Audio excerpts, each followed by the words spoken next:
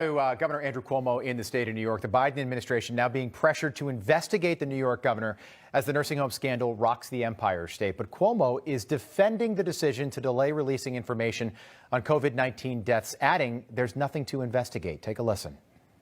The truth is everybody did everything they could.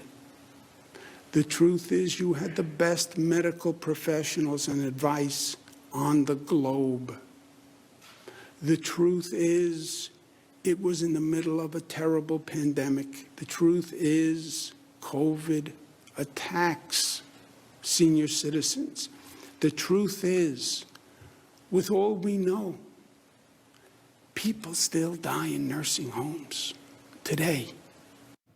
The governor speaking yesterday afternoon, and joining us now to talk more about this is New York Congresswoman Nicole Malliotakis. Congresswoman, good morning. Thank you so much for being with us. Right there, I've heard more of what I've heard for the last 12 months.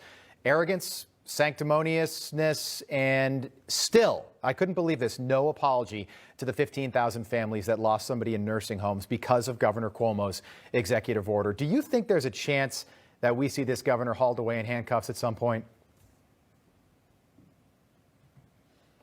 Answer is New Yorkers do want accountability, and the legislature is very upset with what they heard yesterday because they heard a governor who tried to shift blame instead of taking accountability, instead of making an apology to the thousands of families who lost loved ones. I do believe that the governor's time is dwindling, and whether he leaves by resignation, which there are growing calls for, or whether it end up with a prosecution if the Department of Justice thoroughly investigates and finds criminal wrongdoing, or whether it happens at the ballot box next year. But I do believe that the governor's time is dwindling. And I could tell you, I started a website, enoughcuomo.com. Yep. We already have thousands of people that have signed up to express that they'd like Cuomo to go. Oh, it's interesting. I mean, Nancy Pelosi is hopping on the Cuomo must go bandwagon. Bill de Blasio, the mayor of New York City, who's been an outspoken critic of the governor's. The governor doesn't seem to have many friends now, not on the right, but for the first time, not on the left. I still can't believe yesterday. I thought 5 days after this report came out, I thought, all right, here we go. He's finally going to apologize. And Americans love to give somebody a second chance. He just did what he had to say in late January, and then get your reaction. Take a listen. A third of all deaths in this nation are from nursing homes. New York State, we're only about 28% only, but we're below the national average in number of deaths in nursing homes. But who cares? 33, 28, died in a hospital, died in a nursing home. They died. And that's not 11 months ago, Congresswoman. That's late January that he made that statement right there. Yeah, and I think what really occurred here, look, on May 7th, I had called for an independent investigation. I knew that something was wrong here because even after you had alternative sites set up like the Javits Center, the U.S. Navy ship Comfort, which President Trump sent, he was still putting individuals in nursing homes. And as he said at the beginning of the segment, senior citizens are the ones that were most likely to succumb to this illness. And so it made absolutely no sense from the get-go. On August 3rd, we had a legislative hearing, and I was a state legislator at the time, before I was elected to Congress.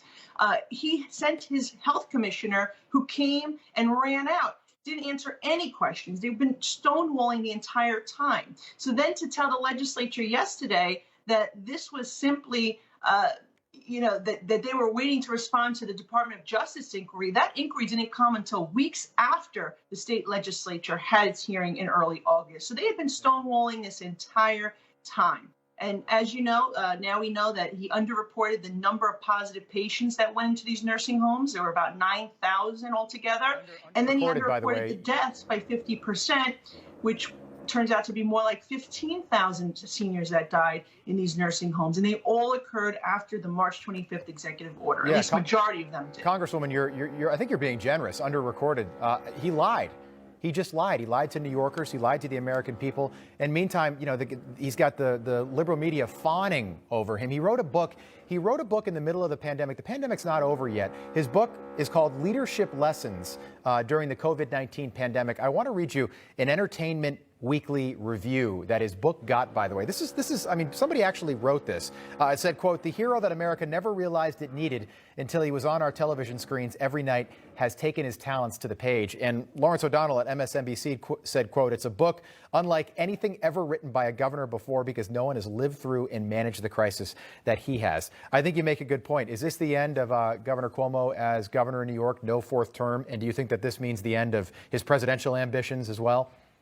Well, let me tell you, he had no time to answer any questions from the state legislature, the media, or these families, yet he had the time to write a 320-page book. So I say Governor Cuomo does have to go. It's either going to be by resignation, prosecution, or at the ballot box. And those who want to join me in my call, go to enoughcuomo.com and sign and add your name. But I have to tell you, look, this guy doesn't deserve an Emmy. Maybe he deserves an Oscar for his role in Pinocchio, or as Joe Biden would say, lying dog-faced pony soldier. But the truth is that it's incredibly sad for these families. And it's incredibly sad for New York that we have a governor who's unwilling to accept responsibility. You know why it's the most sad thing, Congresswoman? Because we've all had an elderly parent or grandparent that has been in a nursing home before.